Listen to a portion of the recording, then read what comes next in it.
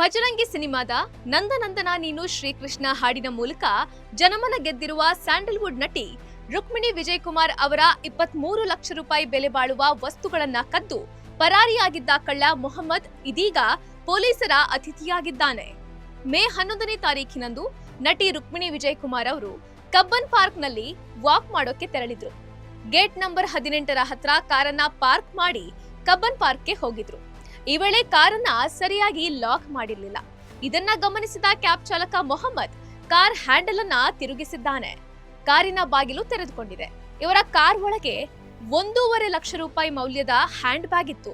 ಆ hand bag ನಲ್ಲಿ 3 ಲಕ್ಷ ರೂಪಾಯಿಯ ಡೈಮಂಡ್ ರಿಂಗ್, 75,000 ರೂಪಾಯಿಯ ಪರ್ಸ್, ದುಬಾರಿ ವಾಚ್ ಸೇರಿದಂತೆ ಒಟ್ಟು 23 ಲಕ್ಷ ರೂಪಾಯಿ ಮೌಲ್ಯದ ವಸ್ತುಗಳಿದ್ವು.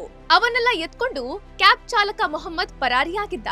ನಟಿ ರುಕ್ಮಿಣಿ ದೂರಿನ ಆಧಾರದ ಮೇಲೆ ಕಳ್ಳನಿಗಾಗಿ ಬಲೆ ಬೀಸಿದ ಪೊಲೀಸರು ಇವತ್ತು ಆತನನ್ನ ವಶಕ್ಕೆ ಪಡೆದಿದ್ದಾರೆ.